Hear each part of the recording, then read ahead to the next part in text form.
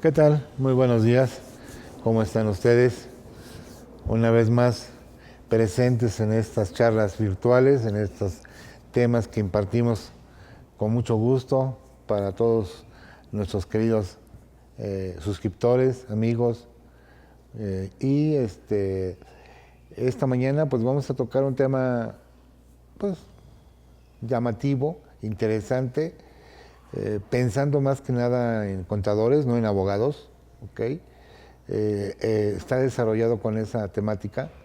Nuestra charla versará, a pesar de que en el título está medios de defensa en materia de seguridad social, los vamos a tocar desde luego, vamos a tocar medios de defensa no jurisdiccionales, ¿ok? Es una sorpresita que les tengo por ahí, para que ustedes tengan pues una visión mucho más amplia de los escenarios que podemos utilizar para salvaguardar pues eso que con tanto esfuerzo se ha logrado, que es el patrimonio. Y sobre todo ante situaciones donde veamos que hay una serie de actos, de resoluciones que pueden llegar a ser violatorias a las garantías, a los derechos, a las libertades que tiene todo ser humano en este país. Muy bien, pues gracias por acompañarnos. Listos para platicar la imagen de la justicia. Y tengo mucho tiempo de platicar esto, de este tipo de temas, y siempre me he preguntado por qué es que no hay defensa o no hay tanta defensa en México. ¿Cuál es el motivo? En el devenir de trabajar todos los días, de la experiencia con diferentes empresas, personas físicas, morales, clientes, consultas que incluso me han formulado, he llegado a 5 conclusiones. Primero, porque de repente vemos apatía en las personas. Apatía, ¿para qué me peleo? Ni voy a ganar, es poquito, no vale la pena. Entonces muchas veces, por esa razón, no encontramos una resistencia de parte de los empresarios a los actos de las autoridades. No se trata de estar peleando todo, solo es cuando veamos que hay una serie de transgresiones al derecho, es decir, se violan nuestros derechos humanos, nuestras libertades, nuestras prerrogativas, y ante eso, pues podemos usar herramientas jurídicas para buscar una solución. El segundo que me he encontrado es el temor a la represalia. Pensamos que las autoridades, si reclamamos algo, pues van a voltear a mirarnos más, como puede que sí, puede que no. Es más fácil que no a que sí. Y se los digo porque a la autoridad, una vez que se le discute con buenos argumentos nuestro asunto, nuestro planteamiento, la autoridad valora mucho si sigue molestando a ese contribuyente o se enfoca a otros contribuyentes un poquito más sumisos. Así que no siempre diríamos que esa es una causa, pero es muy común que la piensen los empresarios. También el costo en ocasiones los hace dudar de una defensa porque asumen de que esa defensa pues, va a tener un costo, pero en realidad no es un costo, es una inversión. Porque si al final de cuentas tienes una solución favorable, pues ese costo fue un gasto deducible que va a ahorrarte una cierta cantidad de una llamada obligación que te fincaron o de un requerimiento que te fincaron, de un crédito fiscal que te exigieron, que con una buena sentencia pues va a quedar sin efectos. Algo que también asusta un poco al empresariado son los tiempos.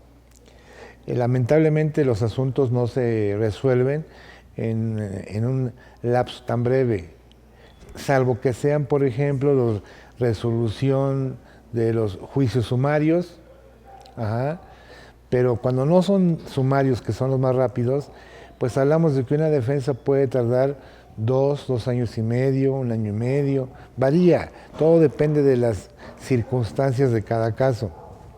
Otra bueno, acabo de recibir el lunes una noticia buena. Un tribunal en el estado de Puebla nos dio la razón relativo a un asunto que se controvirtió en materia de seguridad social. La sentencia fue favorable, nulidad lisillana, pero tuvimos que esperar 2 años y medio. 2 años y medio, como 2 años, 4 meses. Afortunadamente el empresario, el dueño, el accionista mayoritario, estaba muy consciente, se convenció de que efectivamente sí había argumentos, eran bastante sólidos. El seguro, pues, obviamente pretendía, como siempre, recaudar más de la cuenta, alegando por ahí situaciones subjetivas. Y salimos avantes, gracias a Dios, o sea, afortunadamente. Pero sí, digo, el tiempo es un enemigo que yo así le llamo a la defensa. Tuvimos igual un caso en la ciudad de Pachuca, allá en el estado de Hidalgo, donde igual también fue contra el IMSS, la subdelegación del IMSS, muy arbitraria, que pretendía un cobro de diferencias de una empresa muy importante en el estado, que no tenía la razón, pero que no se salían de su postura, y fue a través de tribunales como logramos también sacar adelante esa empresa. Entonces, algo que debemos de tener claro es que si nos damos una defensa, hay que esperar un tiempo prudente para que haya una resolución. Y no necesariamente que sea negativa, todo depende de la argumentación, que ahora es una herramienta que vamos a utilizar mucho en este nuevo escenario de defensa. ¿Por qué este nuevo? Acaba de nacer la 11ª época de la Corte. Esta se acaba de incorporar a partir del 1 de mayo. O sea que estamos abandonando la 10ª época, que se caracterizó por los derechos humanos, que siguen siendo obviamente base de toda esta dinámica de sentencias. Todo lo que tenga que ver con derechos humanos, es muy importante que ustedes empiecen a ver tratados internacionales sobre ese tema para que se vayan empapando más. Hay muchos tratados mínimo importantes.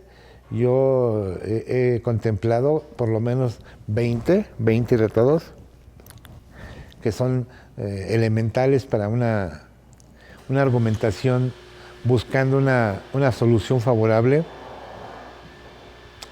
Y esta 11ª época se caracteriza por 3 cosas.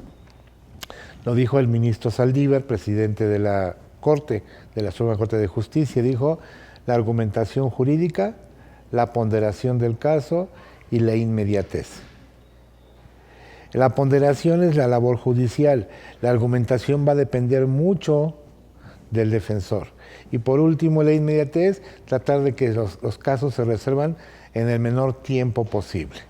Entonces, valórenlo, quítense esos enemigos, que son, les digo, 5, la apatía, ya les platiqué por qué, el temor a la represalia, el costo, el tiempo, y para mí el peor enemigo de todos, el más lacerante, el más grave, la ignorancia. El no saber nos cuesta mucho. Entonces, es importante, ustedes saben que CADEFI se ha caracterizado por estar a la vanguardia, tiene muchos temas, tiene una muy buena barra de expositores y creo que tiene una herramienta valiosísima a un costo bastante aceptable. Y diríamos que hicieron una muy buena inversión, no tan cara, que bien vale la pena aprovecharla, ¿no? Para estarnos actualizando. Hoy, 15 de julio, se publicó la quinta de miscelánea y la norma para el teletrabajo, norma oficial mexicana 037 aplicable a teletrabajo.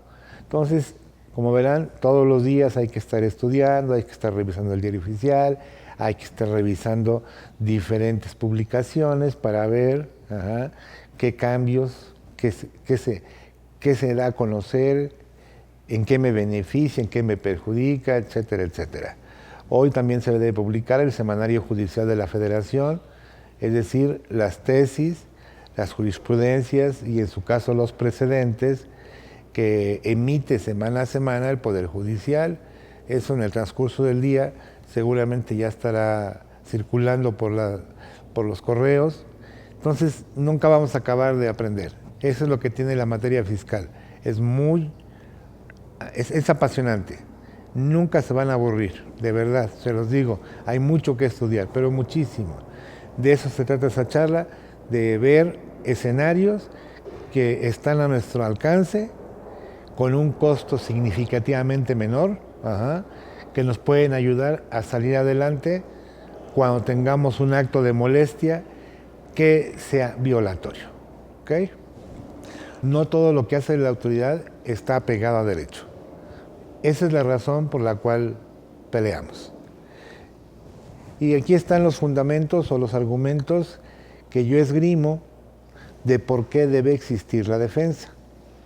Primero vamos a proteger el patrimonio, que tanto esfuerzo, tanto trabajo ha costado y que siempre va a estar en riesgo. Entonces hay que buscar la forma de blindarlo, de protegerlo. También lo hacemos para frenar o reprimir abusos de autoridades de los propios legisladores e incluso de los jueces que luego no entran al fondo del asunto o lo tuercen, es decir, le dan otro alcance. Entonces, a ver, tú legislador te equivocaste cuando hiciste la norma. Tu autoridad vulneraste mis derechos al realizar tu acto. Y tú, juez, convalidaste esa indebida actuación. Entonces, por eso es que me defiendo, por eso es que te reclamo. No te reclamo para no pagar, no, nada que ver. Aquí no tiene que ver el pago, tiene que ver el Estado de Derecho. ¿Okay? Si es algo que propone este gobierno y todos los gobiernos que han sucedido a que han dicho que el Estado de Derecho se debe respetar, pues vamos haciendo que se respete. Y para eso usamos estas herramientas. Miren, yo he dicho que en ocasiones la relación fisco-contribuyente o Estado gobernado es como una relación matrimonial, ¿okay? Donde, por ejemplo, cualquiera de los dos cónyuges le da golpes a su contraparte.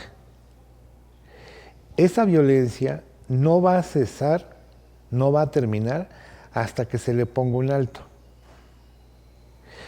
Así pasa con las autoridades, de repente pues nos tratan mal, nos abusan, nos golpean, nos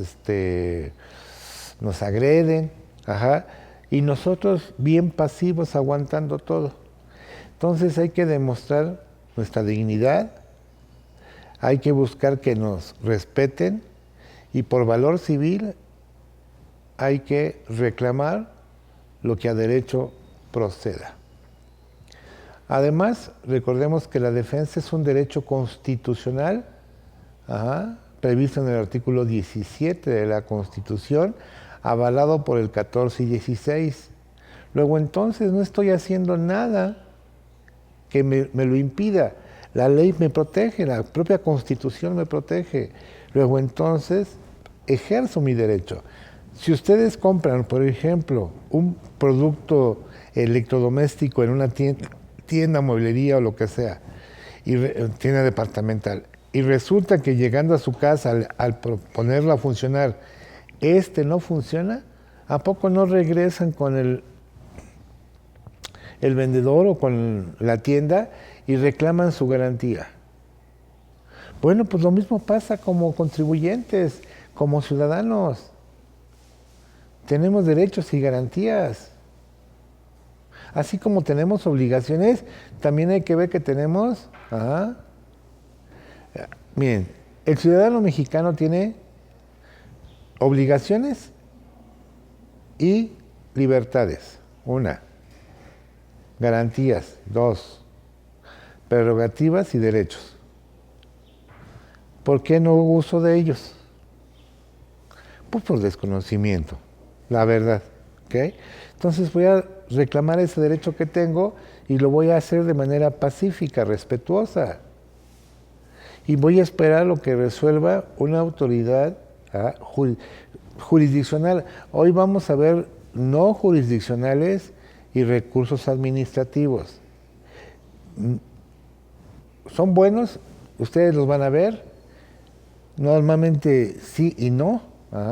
Me gustan más a mí los jurisdiccionales porque hay más imparcialidad, pero vamos a verlos todos. El chiste es que conozcan todo lo que flota alrededor de los actos de molestia.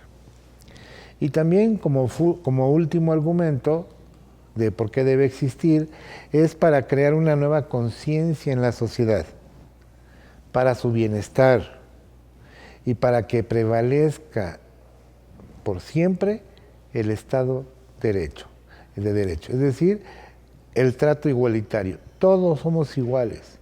No tiene por qué haber tratos para uno y tratos para otro. Y esto lamentablemente no se respeta en ocasiones ni por los legisladores ni por las autoridades. Todos los actos de la autoridad deben de estar bien fundados y motivados. Bien me refiero completo, íntegro. ¿Okay? Fundar es muy fácil, jóvenes. Fundar significa mencionar en qué artículos se sustenta el acto de una autoridad, la que sea. IMSS, Infonavit, SAT, Finanzas, quien sea. Pero motivar es la razón, los motivos, las causas que dieron origen a ese acto. Y que en ocasiones ahí no se respeta ni se motiva adecuadamente, o se motiva insuficientemente, o subjetivamente, o tendenciosamente.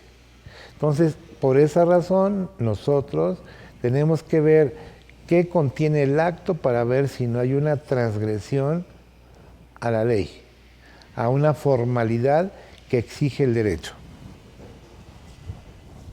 Recordemos que también los legisladores son humanos y también se equivocan. Y no por ese error tengo yo que pagar las consecuencias. Entonces tengo que ver todo el contenido de una ley, de un reglamento, de una resolución, de una regla, de un acuerdo, de un criterio, y en su momento, pues obviamente todo el despliegue del acto de una autoridad para determinar si efectivamente se respetó el procedimiento que debe observarse.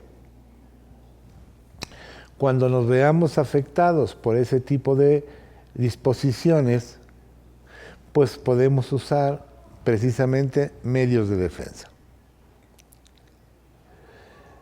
Bueno, vamos a platicar. Esto es, digamos que una especie como de los 20 puntos básicos de un defensor. La honradez, la sensibilidad, la modestia, no andar de presumidos, la tenacidad, la pasión, ser muy minuciosos, pulcros, breves, exactos, elocuentes. Siempre guardar respeto, ser auténticos, evitar rodeos, no citar doctrina como regla general, autocríticos, perspicaces. Nada es insignificante, cuidar los tiempos que son muy perentorios, aquí no hay vuelta atrás, explotar el impulso o dejadez del contrario y siempre, por si las dudas, tener un plan B, C, D o más. ¿Ok?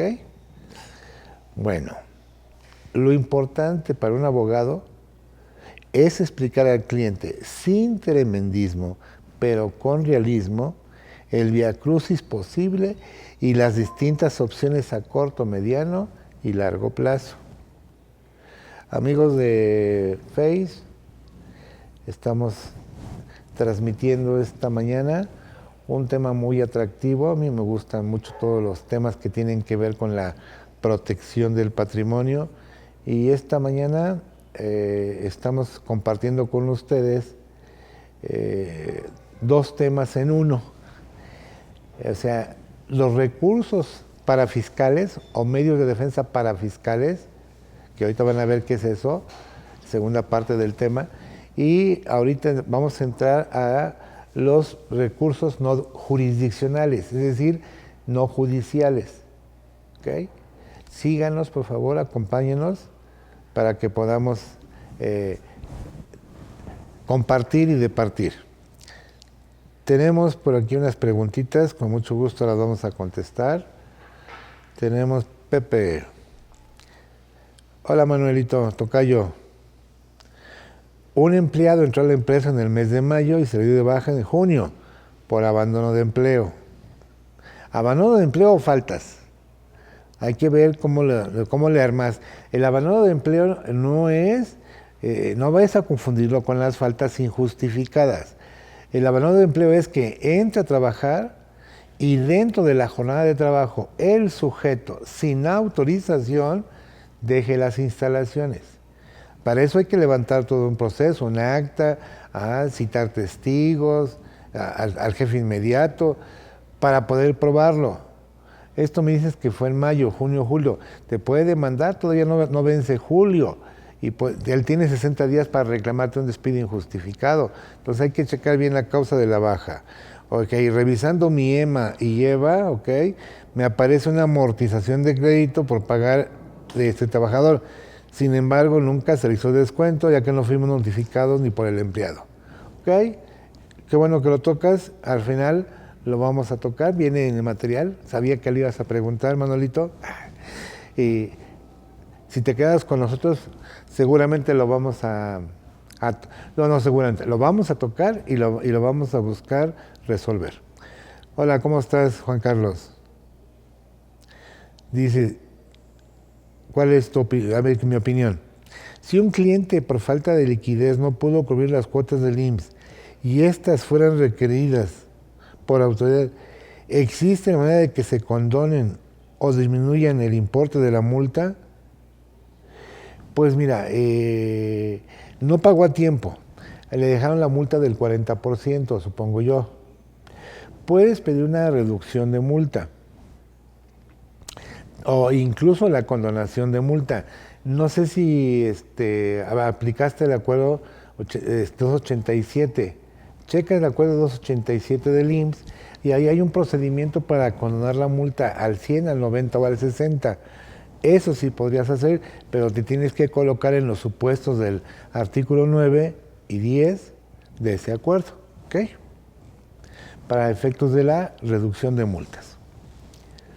O en su caso hasta condonación, siempre y cuando te coloques en el supuesto, ¿ok? La otra pues es pelearla. A lo mejor está mal motivada, está mal fundamentada.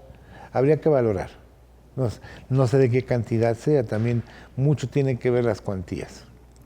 Y a lo mejor ahorita lo que te voy a platicar en lo sucesivo te pueden servir y te pueden ayudar a estos recursos no jurisdiccionales. Ulpiano, papá del derecho, él es el papá del derecho, en su libro Digesto, al Digesto así se llamó, en el título primero, nos dijo lo siguiente, en latín, vivir como se debe, no hacer daño al otro y dar a cada uno lo que es suyo. Son las máximas del derecho, son las máximas.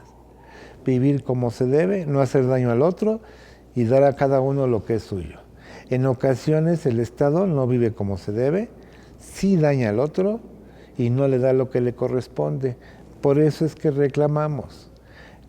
Miren, como dice el dicho popular mexicano, la mula no era arisca, los palos la hicieron. Y efectivamente, nosotros éramos muy dóciles, muy comprensivos y hasta a lo mejor nobles.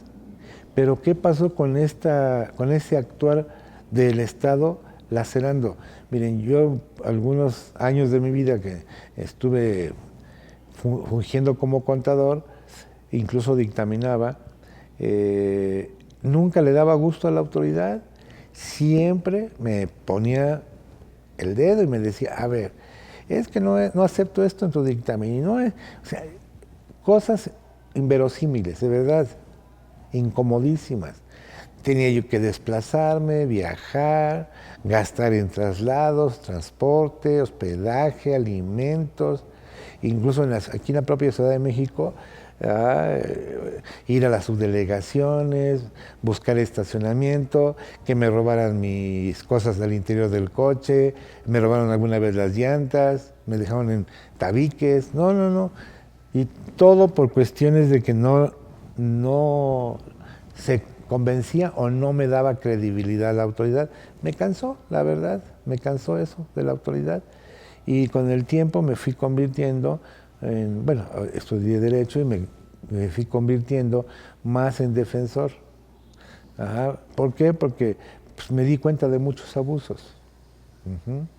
Y eso fue lo que motivó que hoy esté más del lado de la protección del patrimonio. Nosotros usamos el derecho universal, el derecho continental, no el derecho sajón. El derecho mexicano es derecho romano-germánico, de ahí provenimos, en nuestra forma de derecho, se basa precisamente en reglas que vienen desde la Constitución y los tratados internacionales. El derecho europeo solo aplica en la Unión Europea. Luego sigue la ley, en esa jerarquía, los reglamentos, la costumbre y los principios generales del derecho. Esa es la pirámide de Kelsen, como le llaman. Esta es la pirámide de aplicación normativa al derecho general o al derecho continental. Pero en el derecho sajón, fíjense que es distinto. Allá primero es la jurisprudencia. Hablamos de Canadá, Inglaterra, Estados Unidos, por darles un ejemplo. Después es la ley, luego la costumbre y por último la doctrina. Como verán, las dos no coinciden. Sin embargo, así se aplican dependiendo el país en el que estemos. Nosotros nos apegamos a lo que es el lado izquierdo de estas dos pirámides. El derecho se funda en la moral y es lo que busca la justicia es la constante y perpetua voluntad de dar a cada uno lo que es suyo, y la jurisprudencia es el conocimiento adquirido del derecho, la ciencia de lo justo y de lo injusto.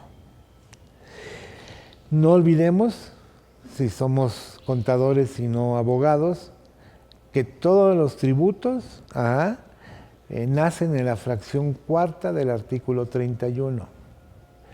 Y ahí hay 5 reglas básicas de toda contribución. Primero, la equidad. La equidad es todos somos iguales ante la ley. Segundo, la proporcionalidad. Eso tiene que ver con algo llamado capacidad contributiva. Es decir, todos vamos a pagar, pero no es igual pagar 10 de 100 que 20 de 100. Ahí ya no habría proporcionalidad. Entonces hay que ver si el cobro que nos hacen es proporcional y es equitativo. Después, el requisito para que el tributo exista es que esté en ley. Eso se llama principio de legalidad. Después, ¿a dónde va la contribución? Es decir, su destino. Hay que ver que se cumpla con su destino. Y algo muy importante, que no está en el 31.4, pero sí está en la Constitución, cómo se construye una norma tributaria. No olviden el 71, 72, 73 de la Constitución, que allí está el mecanismo de cómo se construye, cómo se diseña o cómo se desarrolla una norma de carácter tributario. Si no cumple con esas formalidades, esa norma sería incorrecta. ¿Okay? Ya identificado el marco constitucional, ahora tenemos que ubicar el marco legal. Y eso lo encontramos en el Código Fiscal en su artículo 2. donde nos clasifica de 4 maneras a las contribuciones. Las clasifica con el nombre de impuestos, con el nombre de aportaciones de seguridad social